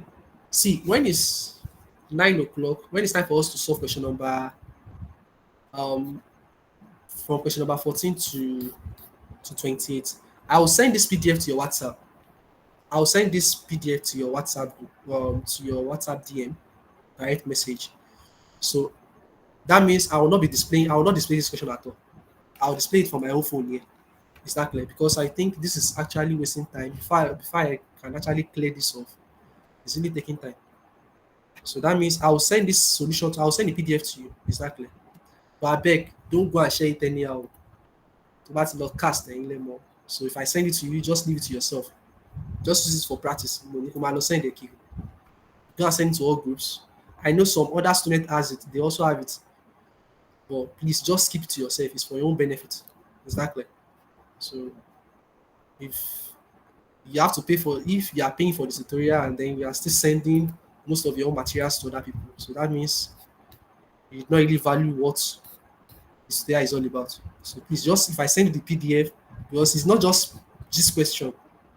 I also have my solution under it. Okay. The solution under it, the solution to the complete question, everything is there. So I need to just practice it. Just if I send it to you, just keep it to yourself only. That would be the best thing. If you know you want to give it to any of your friends, know that the friend you are giving the solution to, maybe you really value that your friend. Hey, you can, but don't go ahead and send to all groups. It will not really make any sense. Okay. So for the next question, which is question number 9, given the supply equation, we have. I don't like using this red pen. Supply equation is where is it? Number 9. Yes. Supply equation is given to us as 2q minus 5p is equals to minus 12. So guys, what next? Now say where p is the price and q is the quantity demanded. Wait, this is the question. Sorry, this question. Solve. This one is really even simple now. Solve the equation for q. Just make it the solid formula. That's what they ask us to do. Number 9 is simple, Jerry. It's very, very simple. Just make this the subject of the formula. You take this to the side. I have this as 2q is equals to minus 12 plus 5p. Divide by 2. Divide by 2. Then q is equals to minus 12 over 2 plus 5p over 2. You can split it up. 2 cancel 12. That is minus 6. Then I have this as 5 over 2p. Is it in the option? Don't mind them. I noticed what they have done. So I think this is also correct. But starting from here, from this point whereby you have q is equals to minus 12 plus 5p over 2. So it's advisable for you to just put this in a bracket. Put this in a bracket, and you know that there's an invisible one here, right? So there's an invisible one. So I can write this as 1 over 2. Okay, 1 over 2 bracket minus 12 plus 5. These are final answer here. Or if you want to break it down, you have this. So I think this is what is in the option. This is what we have in the option, not this one. But this is the both of them, they are both correct. Okay, they are both correct. So guys, looking at this answer here, that goes for option C. 1 over 2. 5p is the first thing. Y minus 2 is the second thing. So do you understand that? Can we proceed? Yes, sir, let's proceed. Okay. Any question? No question. I think that's very simple. Just make you decide on the formula. You don't need to waste our time on that. So for question number 10, well, this time just the row. For question number 10, given the demand equation, Q plus 5p is equals to 40, and 2q minus 15p is equals to minus 20. I think this one is all this market equilibrium, price and quantity. Finding market equilibrium, price and quantity. So that's what that has to do for. Determine the market equilibrium, price and quantity. See, anytime you see any question that relates with find the market equilibrium, price and quantity, just take note that that question is simultaneous equation. Just use simultaneous equation for it. I think this question appears more than 7 times in your tutorial sheet 1. Is it sheet 1? If I'm not mistaken, tutorial sheet 1 or 2. Starting from like 7 questions is based on market equilibrium, price and quantity. Find market equilibrium, price and quantity. If you want to look for it, just use simultaneous equation. I don't know. I'm starting for a bit because the best way to do questions like this, you are not expected to use your hand to solve it. If you use your hand, to really take your time. I will advise you to use your calculator. And Okay, sir. I don't know. I believe you know how to use calculator for it, but let me just, you can search that on YouTube. It's not something that is really hard. It's what you can do. I didn't think I can actually display my. You know what, guys? Let me just join with my phone. I'll join the meeting with my phone. I'll show you how to use calculator for it. But it's not all the time you solve using, and it's not really make any sense. It really take your time. I know you can actually, if you solve this, it will really take like 5 minutes. Or sorry, 3 minutes. But if you use calculator, it really takes less than 30 seconds. So which one is the best? Calculator now. So guys, I'll join with my phone now. So I will share my screen. I have that natural calculator on my phone. So I'm coming, please. Coming. Where's the link? I think I sent to link. I'll join now. Coming, please.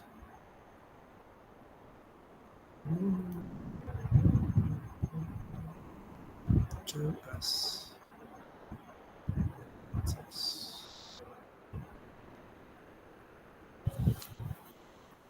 Guys, please hold on. I'm about to join now.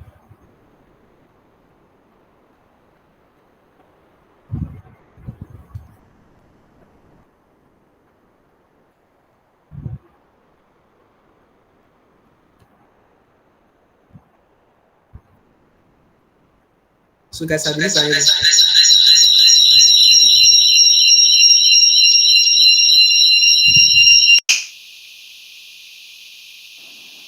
Can you guys hear me? Yes, sir. Okay, good. I'm trying to join my two phone as well. Just hold on. I want to share my screen now. It might be small, but just manage it. Can you see my screen? Can you see my screen? Yes, sir. Fatima? Yes, sir. I can see. Okay, good. I have the calculator here. Where is it? Here? This is a calculator model. I don't know that you can see that. Okay. So this is how it looks like. I'm using the dark mode version. If I change it to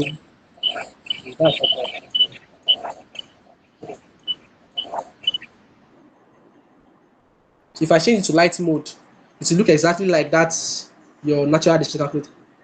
So on your natural display calculator, you click on mode, but it's not going to display this way. What you are going to see on that natural display calculator is EQN equation. I think equation is for number 3 or 4, if I'm not mistaken.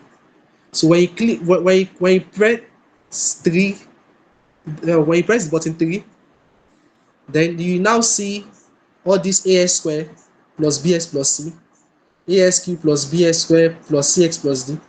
This first one is for this first one here is for quadratic. This one is for cubic equation, and this one is for quadratic equation.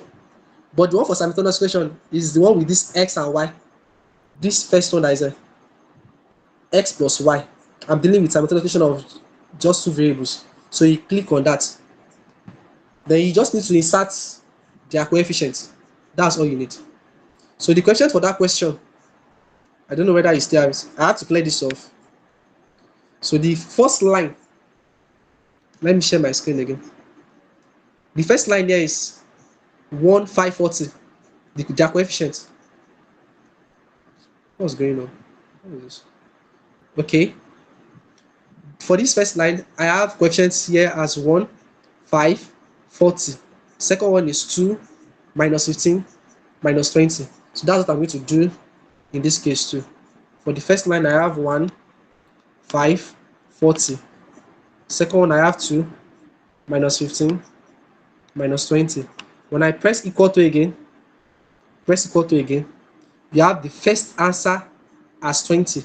That is the first letter you have here, which is Q. Q is 20. When you press equal to again, that means P is 4. You see, it's very, very fast. Now come to this option here. Check the correct answer. That's the correct option here is Q is 20, P is 4. See, it's very, very fast.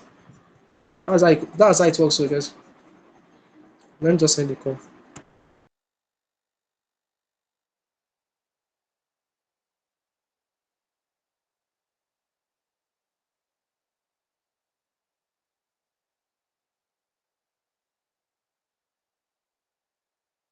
Sorry. Can you guys hear me? I was muted. Sorry for that. Can you hear me? Yeah, we can hear you. So please, I need you to try that calculator as well. If you have it, please try it. It's not something that is really hard. So as far as you can operate your phone, you should be able to do that as well. So, but let me solve it by hand to be on the safer side, because I will just assume not everyone has the calculator. So I have to explain clearly. So to solve this using simultaneous equation, this is equation 1 and this is equation 2. That means I will multiply this one by the coefficient of Q that is on the second equation, which is 2. And and I'll multiply this one by the quotient of the q I have in the first equation, which is 1. Q times 2 is 2q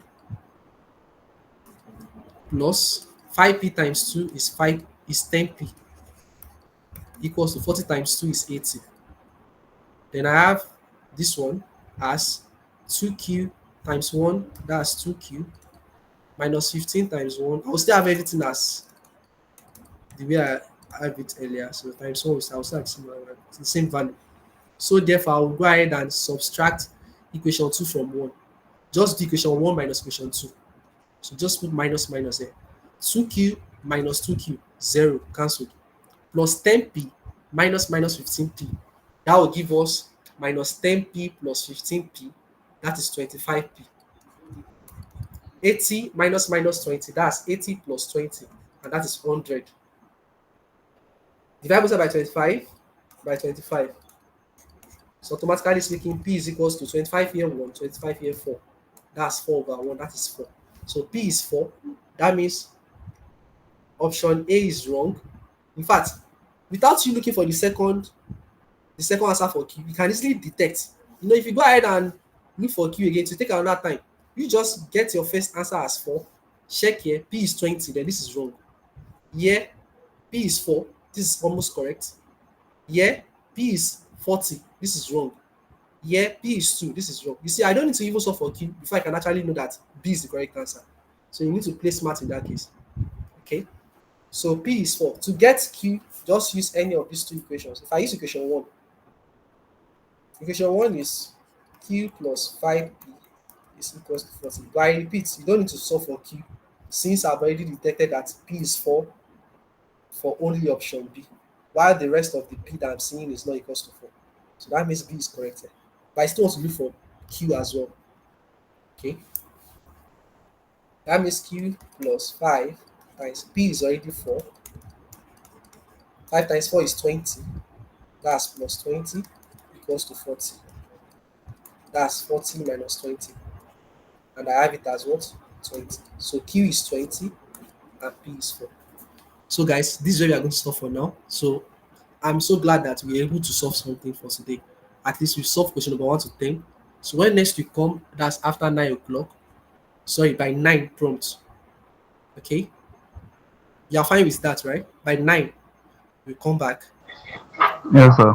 Yeah, we are going to use the same link. So by 9, we'll start for question number 11. So I just pray that we should be able to cover it up to 28. How I wish we can actually, if we can actually solve it from this 11 to 28. That's my main target. All these total profits, don't worry, we are still coming there, okay? I think we don't have any issue with, for now, we don't have any issue with this, all this demand function, QD, QS. I believe we don't have any issue with that. So the only thing we have to consider now is all this elasticity. I will explain elasticity when we get to this point. All this marginal cost function, all this cost function. I will make sure I explain that too. Thank God it's even part of the second phase of solution here. So don't worry, within that 1 hour, I'll utilize that time very well. I'll make sure I cover up. Okay. So then for the rest of the solution, I'll also do video on that. That is for question about 29 to 50. So guys, this is where we are going to stop for now. So by 9 o'clock, we'll come back again. So are we good to go now? Are we good to go? Yeah. Fatima, all right. Oluwalashe, do you have any question before we end the class? Any question? No, sir. No, sir. Olaika, do you have any question? Yeah. Olaika, are you there? No, sir, Okay, I the don't have link. any question. Okay, the link for my YouTube channel. Don't worry, I'll still drop it. I'll make sure I drop it. The link to my YouTube channel, right? Just search for Noalimatics.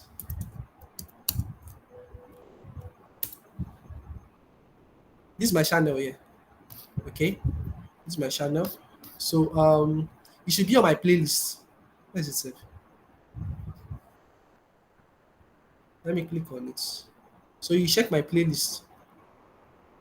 When you get my own, just don't worry. I'll search it out myself, then I'll share the link to you directly. It's part of those videos. I have up to 200 videos or so. So I don't know the exact. I have videos on matrices as well. But I don't think you guys are doing matrices in Mat 104. Matrices is not there. Polynomial is not there. Hey, this is it. Please, this is it here. This is the calculus videos. Exactly. This is for parts 1 to 5. I would advise you to watch this video completely before your exam, so that at least you have an idea on calculus, differentiation, and on differentiation itself. Part 1 to 5. Please take note. Let me just share the link. Let me just drop the link also for Is there anyone for what? marginal revenue and all these like demand function? See, that's why you're in this class now. I've not done anything on that now. So that's why you're in this class. And I already said it now. I just said this past question here. There is something we need to explain under marginal and the likes. I've dropped the link. Someone wants to And the join. Who link is for also Ayomide that Mustafa? one. Who is Ayomide Mustafa? I don't think this. Who shared the link with the person? Anyways, I've I accepted. think it's only one is Dami. What do you say? I think it's Dami. It's Dami. Okay. Hello, So, sir. This is Dami. all right. Dami, we'll come back by 9 p.m. Okay? Can you hear me? We want to take a break now. Dami, can you hear me? Okay. So by Yes, 9 sir. p.m. Okay. We'll come back again Yes, using sir. this. Okay, sir. I hope people still have this link. Okay. Do you still have the link to this room? Yes, sir. Yes, sir. All right, good. So Olaika, you I said don't have the link, sir. don't worry, I'll also drop the link. I'll drop it now. Olaika, you said you need videos on marginal revenue, total revenue. That's why you're in this Yes, class. sir. That's why I'm doing this. That's why I'm trying to record this class. Okay. See total revenue here. I will get there. Okay. I will also Okay. explain. There's total revenue, total cost, everything, total profit. I will explain everything in this video. And if you want to go and look for YouTube channel, you can. But I'm very sure you will not see what you need on YouTube channel. Okay, related to LASU syllabus. You just be seeing different kind of explanation online. So guys, let me copy the link, please. I'm coming. I want to copy the link now. The link to the meeting room, I want to drop it in the message inbox. Yeah, to respond to the recorded one so we can access it after. So I've dropped it.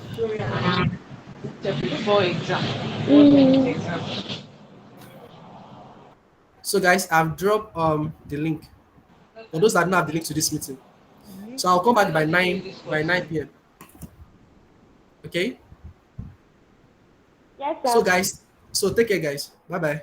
I'll get back to you guys in the next 10 minutes. All right, take care.